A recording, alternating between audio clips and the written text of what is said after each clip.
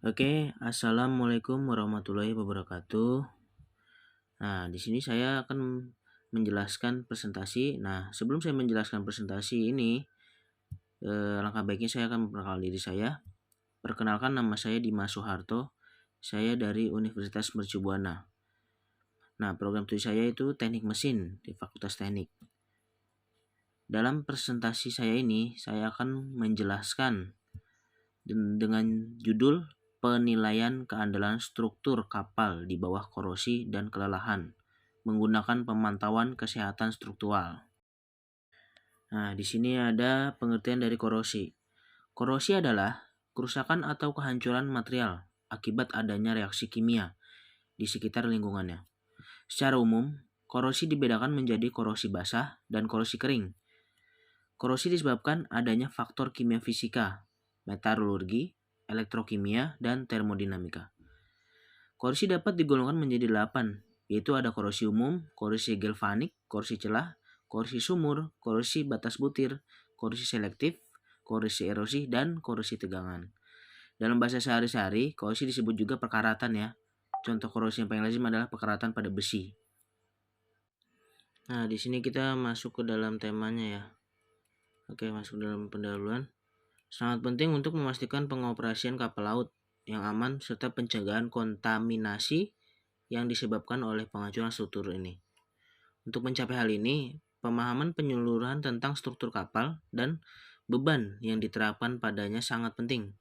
Penggunaan metode analisis kendala struktur ini semakin meningkat karena kekuatan struktur dan beban yang diterapkan padanya untuk menentukan sisa umur, menentukan periode pemeriksaan dan pemeliharaan pada saat layanan struktur, dan menjadi tren utama dalam studi struktur ini. Ketidakpastian yang ada dalam karakteristik struktural dan pembebanan ditentukan dengan menggunakan teori matematis probabilitas, variabel statistik, proses acak, dan statistik. Analisis desain dan optimalisasi struktur berisiko tinggi seperti pembangkit listrik tenaga nuklir, bendungan, struktur maritim, dan industri berisiko tinggi lainnya termasuk antara di bidang aplikasi. Kisaran perilaku struktural meliputi analisis tegangan, dinamis, kontrol deformasi, mulur dan pelepasan, kegagalan, kelelahan, dan stabilitas struktural. Menurut penelitian sebelumnya, lebih dari 40% kegagalan akibat kelelahan pada struktur kapal seperti retakan terjadi pada cangkang samping lambung dan pada persimpangan mengapung, memanjang dan melintang. Nah, akibatnya penelitian telah dilakukan untuk mengidentifikasi kerusakan yang disebabkan oleh kelelahan akibat retakan pada pelat pengaku aluminium pada lambung kapal serta kerusakan yang disebabkan oleh korosi pada pelat lambung kapal. Nah, untuk kerusakan ini akan meningkat jika gaya tekan yang ditimbulkan oleh dampak gelombang laut pada cangkang samping kapal berpotensi menyebabkan kerusakan serius. Menghapus kapal dari operasi untuk pemantauan kesehatan atau perbaikan struktural memakan waktu yang mahal dan cukup lama. Oleh karena itu, kesehatan sambungan cangkang samping kapal harus dipantau terus-menerus dan selama operasi menggunakan metode seperti metode getaran dan karakteristik getarannya yang dapat bervariasi sebagai akibat dari kerusakan. Kegagalan kelelahan juga merupakan salah satu kejadian kerusakan paling serius yang dapat terjadi pada kapal, karena gelombang laut dan lingkungan sekitar menyebabkan kegagalan kelelahan pada kapal. Jaya DKK mengevaluasi stabilitas struktur kapal di bawah momen statis yang disebabkan oleh air tenang dan momen induksi gelombang. Nah, penggunaan teknik cepat telah dibahas dalam penelitian ini untuk menghitung momen dan memperkirakan umur kapal yang diharapkan adalah proses yang sulit dan umumnya ambigu. Perkembangan baja kekuatan tinggi bagaimanapun telah menghasilkan desain kapal yang dapat menahan tekanan yang lebih tinggi. Akibatnya, para ahli telah melakukan penelitian substansial di bidang ini. Nah, untuk merancang dan menetapkan metode supaya menentukan umur kelelahan komponen kapal laut kritis. Nah, mereka juga memeriksa satu set retakan yang terbentuk di kapal. Di sini mereka menemukan bahwa sekitar 40% retakan terbentuk di persimpangan sekat vertikal kapal, 10% di sekat lantai kapal, dan 10% di pengaku melintang kapal. Dari total 3.600 retakan, banyak retakan pada kapal laut berasal dari perpotongan dinding vertikal kapal dan sekat melintang pada umumnya. Lokasi-lokasi ini mengalami beban paling dinamis.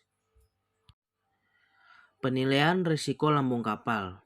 Dari penilaian risiko lambung kapal ini, di sini memerlukan penentuan fungsi tahanan batas terhadap struktur lambung kapal.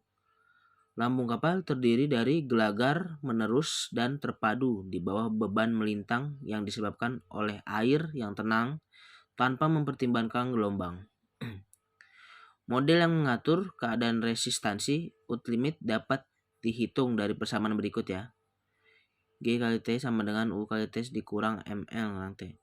Di mana U dalam kurung T ini adalah model kapasitas tahanan ultimate kapal dan ML model efek beban eksternal pada kapal. Kemampuan resistensi keseluruhan lambung kapal berkurang karena keausan lambung kapal dari waktu ke waktu. Parameter momen lentur vertikal yang meliputi kelengkungan lambung ditentukan dalam persamaan. Fungsi acak dan menentukan fungsi kegagalan akhir dari gelagar pembawa utama. Nah, ini rumusnya ya. Nah, yang tadi dijelaskan di mana MU ini adalah kapasitas ultimate momen lentur balok utama. Nah, kemudian MSW ini menunjukkan momen lentur dihasilkan dari permukaan air yang tenang. MW adalah lentur momen yang disebabkan oleh gelombang. Nah, kemudian ada KD ini adalah koreksi koefisien antara momen lentur gelombang dan momen. MDN lentur dinamis menunjukkan dinamis momen lentur. Kemudian ada KW. Pengertian KW ini adalah koefisien korelasi yang tergantung pada lentur karena stres dalam keadaan kendur atau stres dalam keadaan memonopoli. Kemudian ada metode penilaian dan analisis kelelahan. Nah, ada dua pendekatan mendasar untuk menentukan umur kelelahan suatu struktur. Yang pertama, menggunakan data lab seperti metode stress life atau metode strain life. Menggunakan metode mekanika kegagalan atau hukum Paris. Nah, yang kedua, metode umur tegangan atau umur regangan disusun dengan melakukan beberapa pengujian pada sambungan dengan rincian tertentu pada beban intermittent dengan jumlah pengulangan yang tinggi atau jumlah pengulangan yang diperlukan untuk kegagalan fatigue. Nah, pada tingkat tegangan tertentu, sedangkan pada mekanika keruntuhan metode ini laju pertumbuhan retak pada cacat yang ada dan perkembangannya diperhitungkan. Selanjutnya ada metode diagram SN dalam penilaian keandalan. Nah, metode diagram SN ini dianggap sebagai kekuatan dasar dan memperkirakan retaknya mulai dari komponen kritis struktur sebagai fungsi dari beberapa siklus tegangan. Untuk melakukan ini, biasanya aturan Feynman Miner yang berjumlah linear diterapkan. Kurva SN ini ditentukan secara eksperimental berdasarkan jenis material dan jenis struktur atau geometri, arah, dan kualitas pengelasan. Kondisi lingkungan atau perlindungan udara, korosi atau katodik, dan dengan menggunakan analisis regresi linear dari hasil pengujian untuk interval kepercayaan yang diberikan di mana adalah perubahan tegangan menunjukkan jumlah siklus yang diperlukan untuk kegagalan fatigue dengan nilai amplitudo tegangan ganda yang konstan. Kemiringan diplot pada negatif diagram kurva log SN, log dan merupakan parameter kurva SN untuk interval kepercayaan yang diberikan kerusakan dapat ditulis sebagai persamaannya. Nah, bisa dilihat ya, delta kali S sama dengan K per N kali 1 per menit, MT. Kemudian ada metode pengkajian dan analisis korosi. Nah, kausan struktur kapal dari waktu ke waktu mengakibatkan penurunan kapasitas, kekuatan akhir. Nah, di sini persamaan menentukan parameter momen lentur vertikal seperti lambung kapal. Faktor non-dimensi tersebut dikenal sebagai faktor buckling knockdown, kekuatan ultimate modulis penampang, lambung elastis kapal lambung dan kapal, Faktor knockdown takut memiliki variabilitas yang tinggi dan tergantung pada jenis atau kelas kapalnya dan lokasi bagian.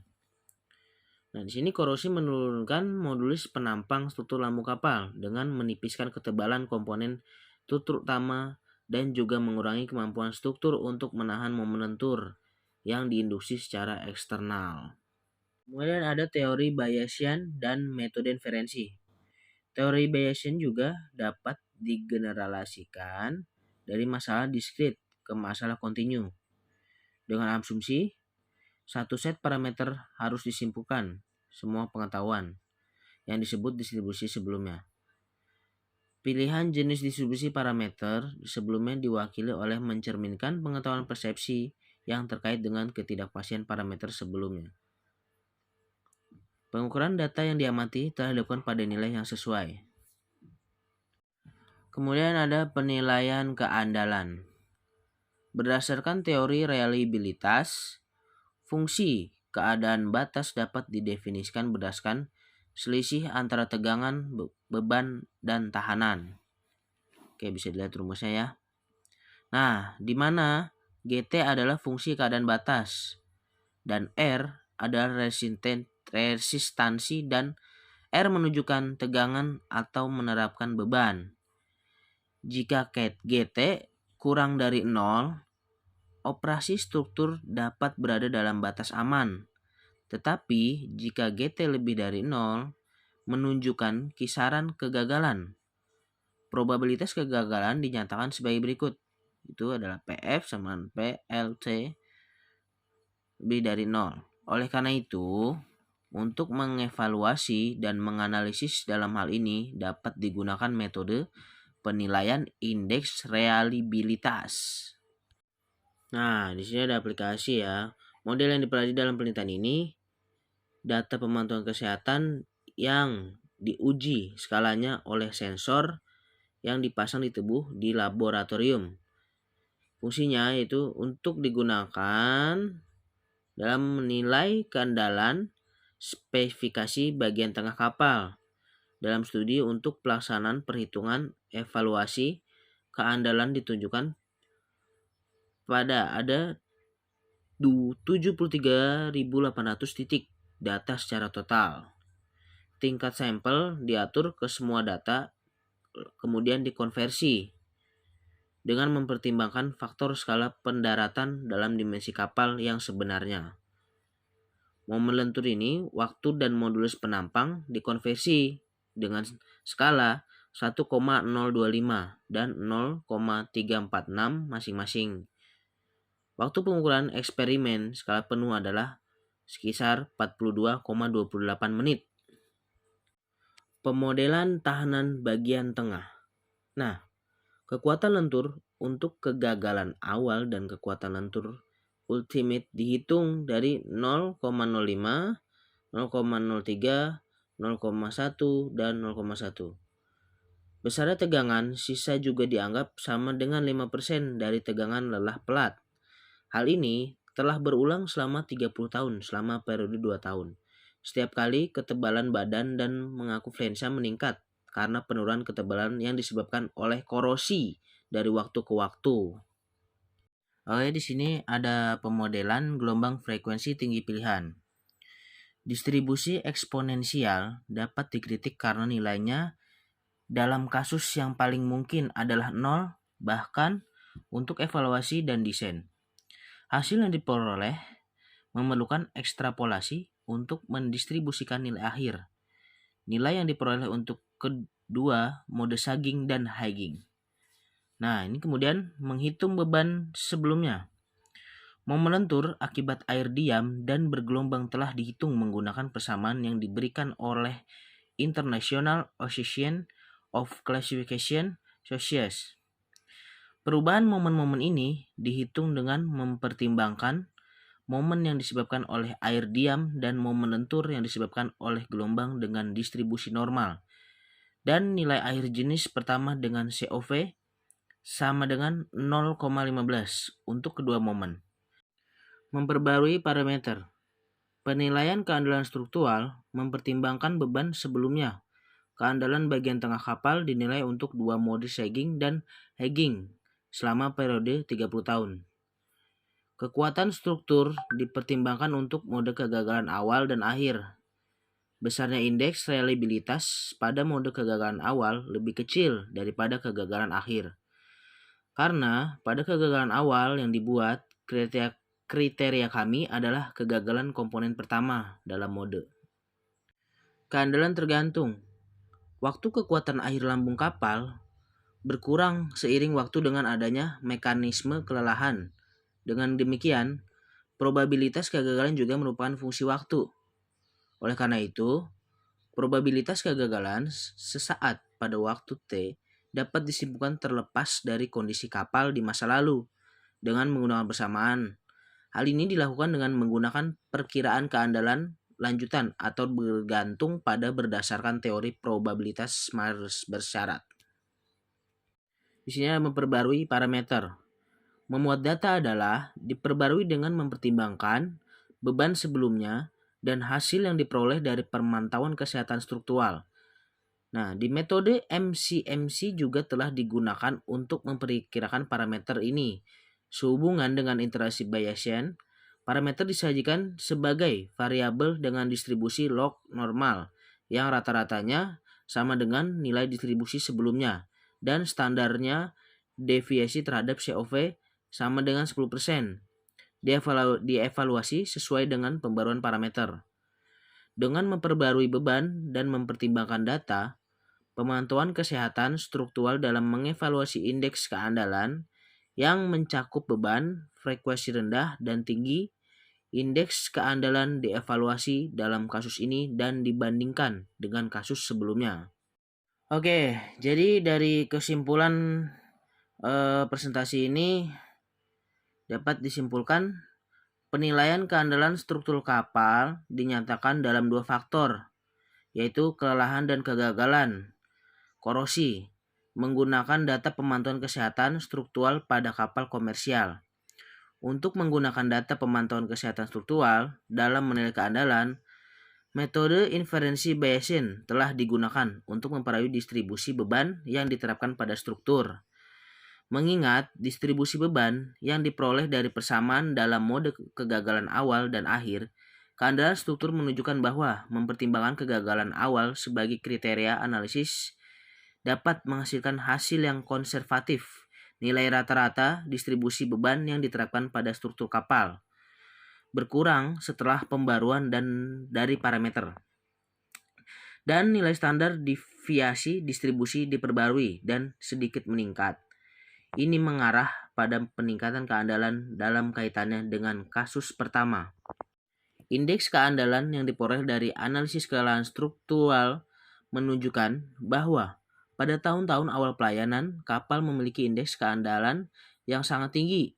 Namun, seiring berjalannya waktu, mengalami penurunan tajam membandingkan indeks keandalan yang diperoleh dari analisis kelelahan dengan analisis korosi, menunjukkan bahwa kelelahan struktural dapat sangat berbahaya. Karena indeks keandalan yang diperoleh dari analisis kelelahan berkurang dari waktu ke waktu dengan kemiringan yang sangat curam dibandingkan dengan indeks keandalan yang diperoleh dari analisis korosi. Evaluasi indeks keandalan struktur menunjukkan bahwa korosi simultan dan kerusakan kelelahan meningkatkan kemiringan indeks keandalan dari waktu ke waktu. Sekian presentasi dari saya. Mohon maaf kurang lebihnya jika ada kesalahan kata-kata. Mohon maaf. Sekian dari saya. Wassalamualaikum warahmatullahi wabarakatuh.